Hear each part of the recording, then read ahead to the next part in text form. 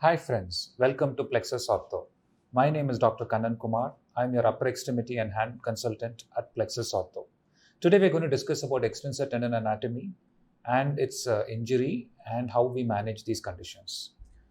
So the first thing that you must understand is that extensor tendon anatomy is more complex than you think it is. As general orthopedic surgeons, we assume that the extensor tendons are easier to repair because they are more superficial, they are more on the dorsal side, they are associated with less critical structures, which all of which is true.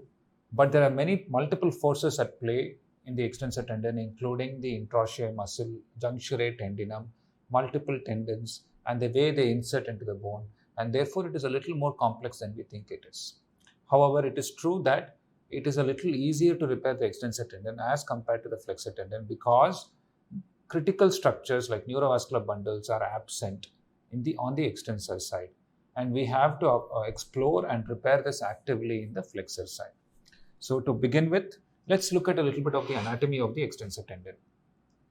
It is extensor tendon is divided into 6 zones, which we'll go through in detail one by one. It does not have a sheath or a pulley system, no pulley system like the flexor tendons. So therefore, there is one step less complexity as compared to the flexor tendons as compared to the pulley system. So there is no pulley system in the extensor side. The blood supply is not through the viniculi. It is through diffusion. So what is the blood supply of the flexor side? Flexor tendon, there are two viniculi, vinicula longa and vinicula brevia, which supply the flexor tendons. However, the blood supply to the extensor tendon is through the diffusion method through the synovium. So therefore, when there is an injury to the extensor tendon, there is less chance of devascularizing these tendons, and we should be less worried about vascularity of these tendons when we are repairing them. So one important quirk about the extensor tendons of the fingers is that there is one extra extensor tendon to the index finger, which is called as the EIP. All 4 fingers have tendons from the extensor digiti communis, digitorum communis, whereas the index finger and the little finger have extra tendons in addition to the EDC. That is, the index finger has a tendon called the EIP or extensor indicis proprius, and the little finger has an extra tendon called as the EDM or extensor digiti minimi. All of you can see in your own hands that you can do independent extension of the index and the little finger, but whereas you cannot do complete independent extension of the middle and ring finger. This is because the index and the little fingers have extra tendons with them, that is the EIP and the EDM. Another quirk about these extensor tendons is that in zone 6 at the level of the dorsum is they have what is called as intercommunications between each other, and this is called as the juncture tendinum. This is a very important concept because if you have an injury to the extensor tendon somewhere here, the finger is still extensible, that is, you can still extend the finger because of these connections with the adjacent tendons. So because of these communications with adjacent tendons, they are able to still extend, and therefore we have to actively look for tendon injuries even though the patient is able to extend the finger comfortably. So let's go into a little bit of detail about this extensor tendon. So this is a single finger showing you the extensor tendon, how it comes. This is a central tendon. This is a central tendon which comes and inserts on the base of the middle phalanx. On either side, at the level of the MCP joint, it forms what is called as a sagittal band, which inserts into the intermetatarsal ligament. This band is responsible for keeping the tendon in central location and not dislocating ulnar or radial side. Sagittal band ruptures can occur in boxers. When they box, they can cause a rupture and the tendon gutters into the ulnar side or the radial side. All of us have seen rheumatoid hands where the tendon gutters on the ulnar side because of the damage to the radial sagittal band. Then we also know that the interossei plus the lumbrical combine to form the conjoint tendon. They become the lateral band, and the lateral band goes on to become the terminal tendon or terminal slip and inserts into the distal phalanx. So there are multiple structures here. Apart from this, you can see that Here we have an associated slip connecting between these two lateral bands here. There is also a wrapping of tendon or a band which is seen connecting the lateral band to the central slip here. So there is a complex intercommunication or interplay between these different structures of extensor tendon. So basically you must know the central tendon or the central slip which inserts into the middle phalanx, then the lateral band which is formed by the interossei and lumbrical continues to join and form the terminal band or terminal slip which inserts into the base of the distal phalanx. So the central slip is responsible for the extension of the PIP joint. The terminal slip is responsible for extension of the DIP joint.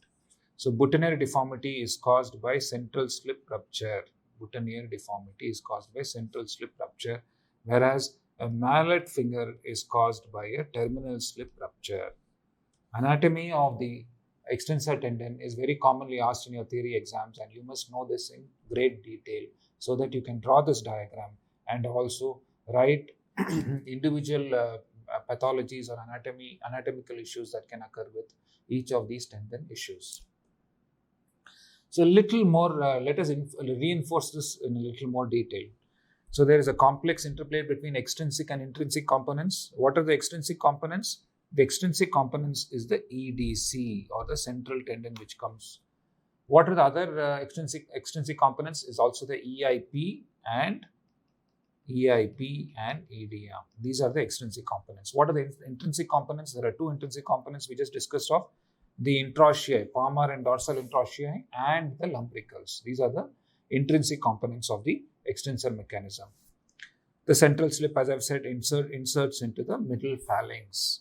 The lateral slips join the lateral bands to form the conjoint tendon.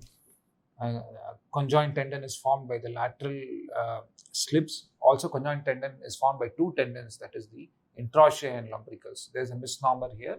You don't have to worry about it, but basically conjoint tendon is the lumbrical and interossei coming together, becoming the lateral band, and then both the lateral bands join together form the terminal tendon.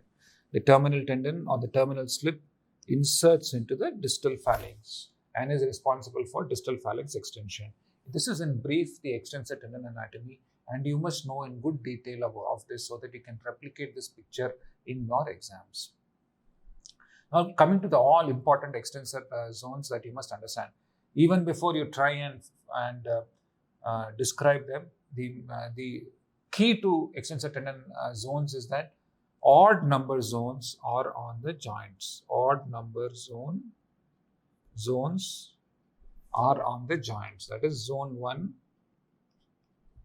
3, 5 and 7 are on the joints. That means zone 1 is on the DIP joint. Zone 3 is on the PIP joint. Zone 5 is on the MCP joint. And zone 7 is on the wrist joint. Okay. Even number zones are on bones. So zone 2, even number zones are on the bones. So zone 2 is on middle phalanx. Zone 4 is on proximal phalanx. Zone 6 is on metacarpal bone. Zone 8 is on the forearm. So if you remember this key point that the odd number zones are on the joints and the even numbers or zones are on the bones, this in itself is enough to remember the zone classification of extensor tendons. There is a variation for the thumb. The thumb also the same thing holds good. T1 is on the DIP or the IP joint. Zone 3 is on the MCP joint of the bone. Zone 5 is on the CMC joint of the thumb. So for the thumb also this holds good. Zone 2, the zone 2 of thumb is on the proximal phalanx, and zone 4 of the thumb is on the metacarpal, the first metacarpal. So You must remember that the odd number zones are on the joint and even number zones are on the bone. This will clear all your doubts regarding the zone classification of the extensor tendons. Little bit about lumbrical and intraosteal anatomy. Lumbricals, this is one of the few muscles in the body which originate from a tendon,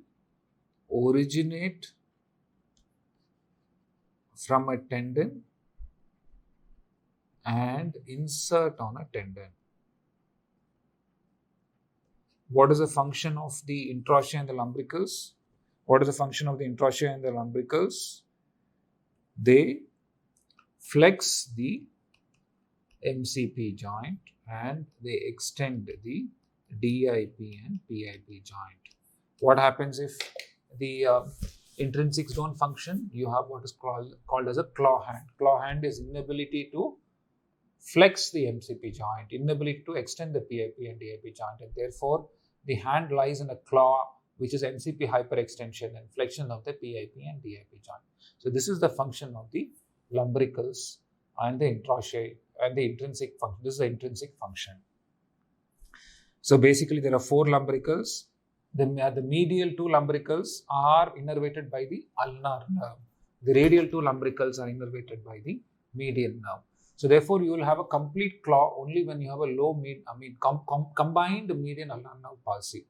If you have an isolated ulnar nerve palsy, you have the clawing of only these 2 fingers, or that is the ring and the little finger.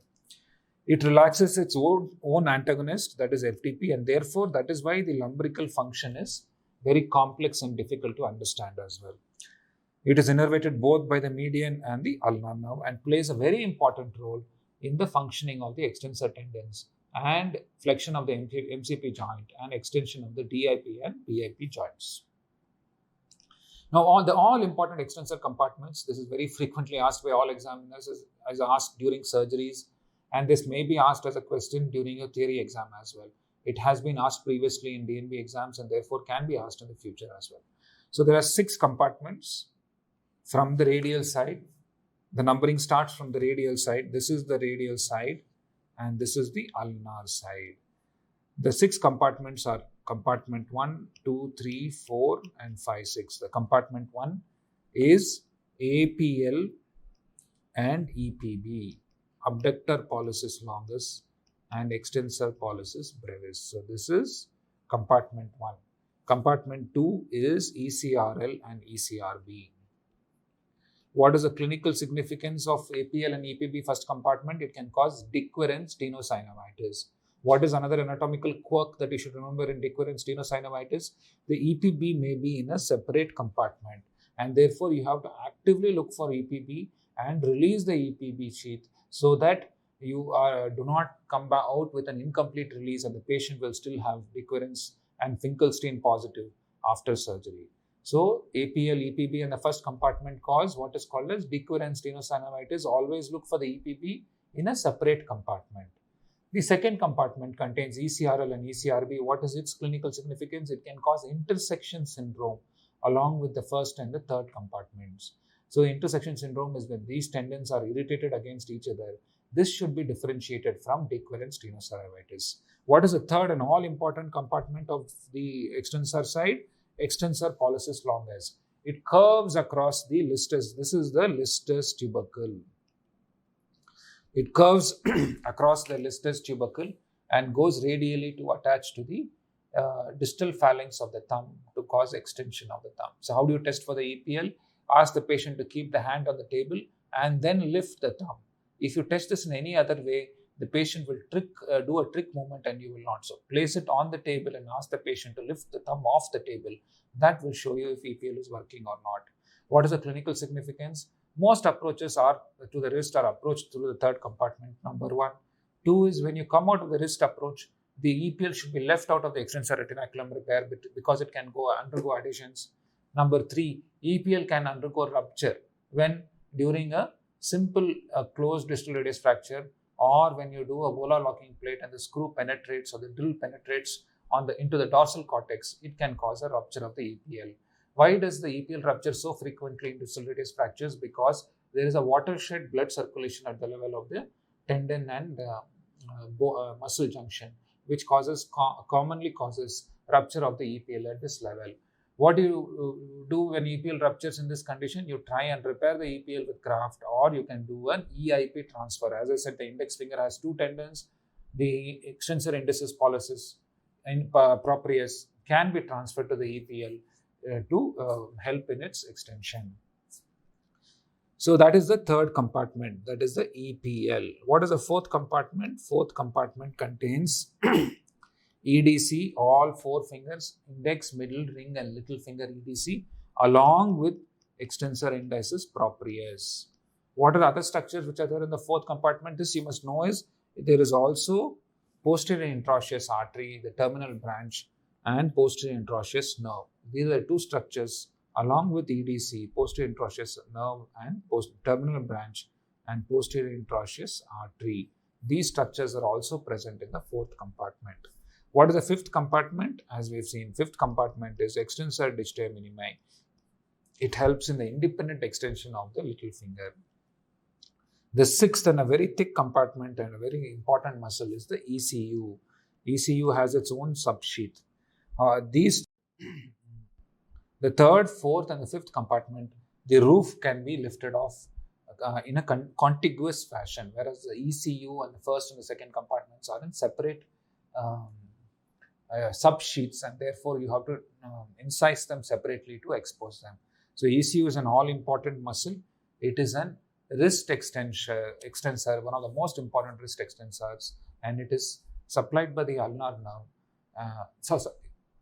It is supplied by the posterior interosseous nerve, forgive me for that, and it is one of the most important muscles for the dart throwing action of the hand. So the 6 compartments, very important. You have to remember it very well, very important during your practice, very important for your theory exams as well. So the first compartment is APL and EPB. The second compartment is ECRL and ECRB. ECRL is more radial. The longer route it takes and enters into the second metacarpal. ECRB is more ulnar and it inserts into the third metacarpal. The third compartment is extensor pollicis longus, curves across the listus tubercle. It's problematic, has a lot of issues, and can undergo complications in this association with this tendon. The fourth compartment is the EDC and EIP, along with posterior interosseous nerve and artery in the fourth compartment. Fifth compartment is the extensor digitae minimi, and the sixth compartment is extensor carpi ulnaris or ECU. So what are some of the technical considerations when you see an extensor tendon injury? So one is that the distance between the skin and the tendon is very little. So therefore, very superficial lacerations of the skin itself can cause tendon injuries. Unlike the flexor tendon injury has to be a little deeper for it to occur. So even a small superficial laceration of the dorsum of the skin can cause extensor tendon injuries. Many of these injuries occur at the joint level. As I said, the joint level ones are the odd number ones. Zone 1, DIP joint, Zone 3, PIP joint, Zone 5, MCP joint. 66% of these extensor tendon injuries have concomitant bone, skin and joint injury. Tendons do not retract because there are juncturae tendineae and there are multiple soft tissue attachments. So they do not retract as far as the flexor tendons do so. Let's look at each zone one by one. What is zone 1? Zone 1 is the DIP joint. What is a zone 1 extensor tendon injury called? It is called a mallet finger. It's a very common injury that you will encounter during your practice, right? Mallet finger is a avulsion or damage to the terminal tendon. How is the terminal slip or tendon formed? It is formed by the combination of the lateral bands. So how does this injury occur? Forced DIP flexion in an extended DIP joint can cause this type of a mallet finger. Where is it common? It's very common in cricket ball injuries. So a lot of these patients present to us after playing cricket and they have this kind of an injury. What are the types of mallet finger that we know of? We know that it could be only a soft tissue injury, that is, only the terminal tendon could be avulsed from the distal phalanx, or it could be a bony avulsion where a piece of the bone along with the tendon is avulsed. So this is a lateral picture of the finger. You can see the extensor tendon coming and attaching here. So when there is an avulsion with a piece of bone, it is called bony mallet finger. When there is an avulsion at the level of the tendon itself, it's called a soft tissue mallet. So how do you treat these injuries? The treatment of these soft tissue mallets is splinting in hyperextension of the DIP joint. It is a patient has to be compliant, has to wear it continuously. The splint has to be worn continuously for about 6 to 8 weeks. There are various forms of splints available for mallet finger, but they all do essentially the same thing, that is hyperextension of the DIP joint. So up to 8 weeks of splinting is required, followed by 4 weeks of night splinting may be required. What are the complications of using these splints? Compliance. Patients do not wear it at all times, so it's very difficult to convince them to wear it at all times. Number 2, they cause ulcers and wounds because of the tight nature of the Velcro strap or the micropore or tape that is used to fix it. So there are multiple complications associated with splinting. In these cases, you can offer them a K-wire fixation in situ, which also performs the same job as a splint, but it is an internal splint and the patient does not have to worry about compliance or about wound issues. Of course, this is a minor surgical procedure and therefore a lot of patients may avoid it. So these are the problems with splinting a soft tissue mallet. They do very well if they are compliant, and even if the patient presents late, even if the patient presents 2-3 months down the line, you can still try this method of treatment. What is the method of treatment for bony mallets? What you should look for is bony mallets are also treated primarily with extension splinting. However, if there is a subluxation of the bone more than 30 degrees, volar subluxation of the distal phalanx more than 30 degrees, then some kind of surgical intervention has to be done. If it is an open injury, some kind of surgical intervention has to be done. Or if the patient cannot tolerate a closed treatment, you can splint it with a K-wire. So how is a bony mallet fixed usually? The usual technique is called extension block splinting or extension block K-wiring. Extension block K-wiring. It goes after wiring. It goes after the person who devised it or defined it initially. His name is Ishiguro. So the technique is called Ishiguro technique. So in bony mallets with more than 30 degrees of subluxation, where there is a bony piece here, this is not the only piece. You must explain to the patient that there is a tendon attached to it as well. So the first K-wire is put not through the bony fragment, but just proximal to it, and the finger or the distal phalanx is hyperextended and a K-wire is passed through the DIP joint. So this is called as extension block splinting. Extension block splinting, and eventually this piece unites well and the patient gets back good range of motion. This is only for bony mallet injuries, and this is called as the Ishiguro technique. Ishiguro technique of extension block splinting. Ishiguro technique of extension block splinting. Let's now move on to zone 2. Zone 2 injuries are very simple. They are not as complex as the joint zone 1 or zone 3 or zone 5 injuries. Zone 2 is over the level of the middle phalanx, as we all know, because it is an even number of the zone, and there is no, you cannot use a core suture because it is very thin. It's not thick like the flexor tendons, but it is very thin and it is a paper-like structure. So therefore, you use a running stitch with a non-absorbable suture like Prolene or Ethilon or Ethibond to fix the repair. Many times you can use a splint for 4 to 6 weeks to stabilize till the tendon heals, or you can use a K-wire to temporarily stabilize this for 4 to 6 weeks. Next, coming to zone 3. Zone 3 is on the PIP joint. Zone 3 is on the PIP joint. What kind of injury happens here? It's called the central band injury. As we know, the central band inserts into the middle phalanx, and a rupture of the central band will cause the boutonniere kind of deformity. It can happen because of a laceration as well. Okay, so the patient will have a position where the PIP joint is hyperflexed and the distal phalanx is extended. The PIP joint is hyperflexed, whereas the distal phalanx is extended. The reason for the hyperflexion and extension of the DIP joint is because the lateral bands over a period of time slips more volarly and then cause an extension force on the distal phalanx and a flexion force on the PIP joint. So the lateral bands which are supposed to be on the extensor side slips volarly, and they cause a flexion force on the PIP joint and an extension force on the DIP joint. So this is what is called as a boutonniere's deformity. So if the injury is identified early, then we can use figure of 8 splint or a boutonniere splint. This is called a figure of 8 splint.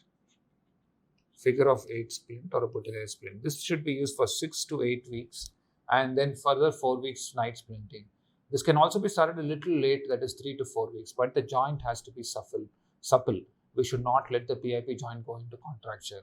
Once the PIP joint goes into contracture, the patient has to undergo physiotherapy to make the PIP joint supple and then use the splint or reconstruct the ligament. We are not going to go into the chronic reconstruction of boutonniere's deformity today. We will do that in a later video. In open injuries, when the central band is ruptured, the central band has to be repaired with an anchor or drill holes so that it stays in place, and also use a K-wire temporarily to fix these zone 3 injuries. Coming to zone 4 injuries. Zone 4 injuries are typically associated with proximal phalanx fractures. They are as straightforward as the zone 2 injuries. However, they may have a little bit of a thickness or voluminous in the zone 4. Zone 2, the tendon is very thin and flat, whereas in zone 3 and zone 4, the tendon may become a little thicker, and therefore you may be able to put in coarse sutures. However, if it is very thin, then you will have to use running sutures to fix them. And therefore, we can also use K-wires to fix these or temporarily stabilize the joint, or splint it for 4 to 6 weeks and then allow range of motion exercises. Then coming to zone 5, zone 5 is through the MCP joint. At the MCP joint, we know that the central tendon has also what is called as a sagittal band on either side. This may be also injured. Very commonly, zone 5 injuries can occur with lacerations or in case of sharp object injuries. It's very common in human bite injuries, that is when the patient has punched and the opposite person's tooth bites into the MCP joint. This can cause zone 5 type of injury. And as you can see, when the line of injury happens, when the MCP joint is flexed, the tendon, the capsule and the bone are affected at various levels. So there may be only a puncture wound on the outside, but all these structures may be damaged and damaged in the inside. And very commonly, bacteria in the teeth can start growing in the MCP joint and cause a septic arthritis, and it may cause a disaster. Early identification and debridement of these extensor tendon injuries are very, very important. The bacteria that can be deposited in the MCP joint and cause septic arthritis are Echinella corydens and Staph aureus. Very important to start early antibiotics, and early debridement is the key to the management of these injuries. As I have said, zone 5 is an axial section of the zone 5. Zone 5, the central tendon is here, and on either side you have the sagittal band, and it inserts into the intermetacarpal ligament. It may be injured. The common reason for injury of the sagittal band is in boxers. You can just splint it. We call it a yoke splint. This kind of a splint can be used to maintain the central slip or central tendon in the central location.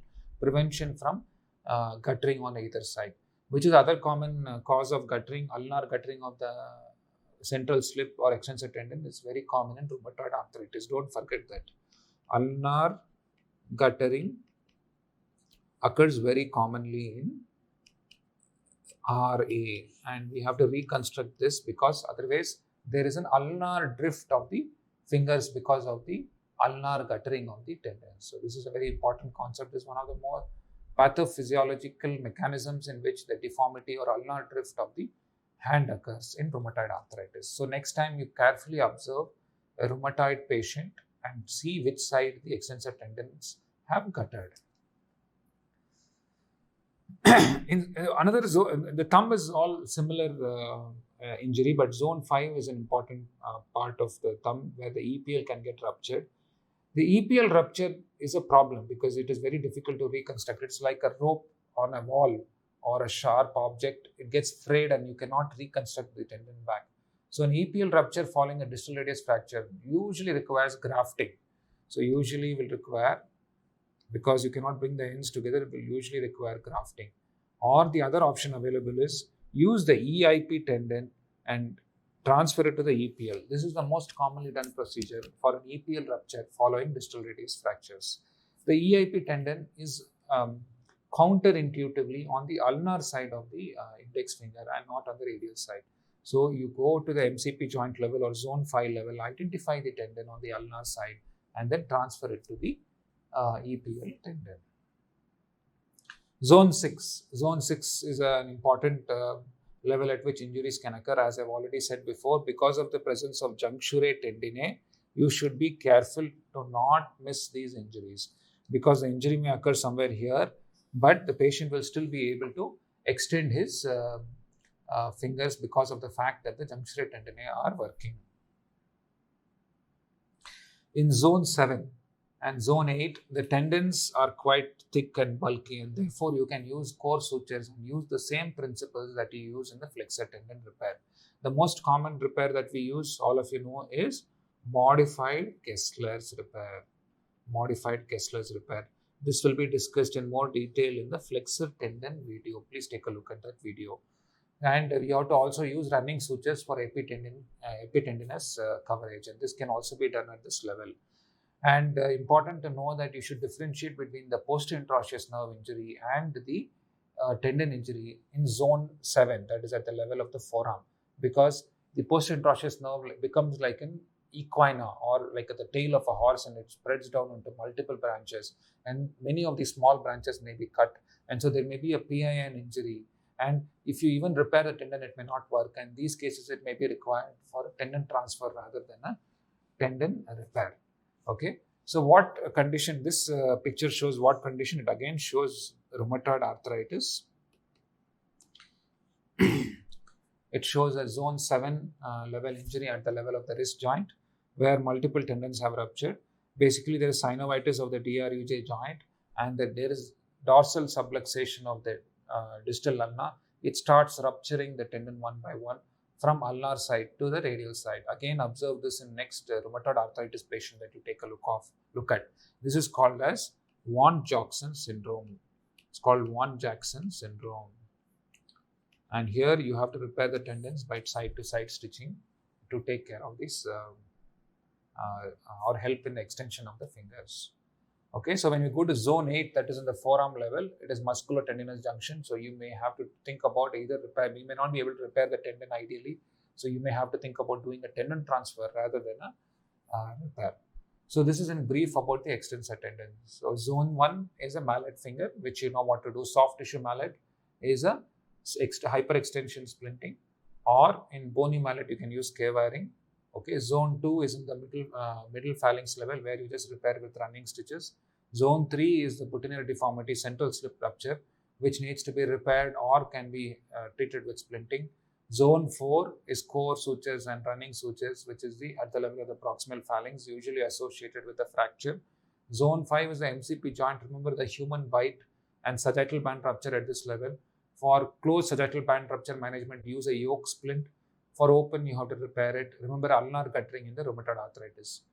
Zone 6, remember about juncture tendinum and repair of the tendons. Zone 7 at the wrist joint, remember that these are thick tendons, can be repaired with core sutures like how we do in flexor tendons. And remember about the ulnar sided tendon rupture in rheumatoid arthritis called as Vaughan-Jackson syndrome. In zone 8, these injuries may be associated with pin palsy, and therefore you have to think about repair or transfer, keeping in mind and after appropriate evaluation. So thank you for listening to this video. My name is Dr. Kannan, and I am from Plexus Ortho. Thank you.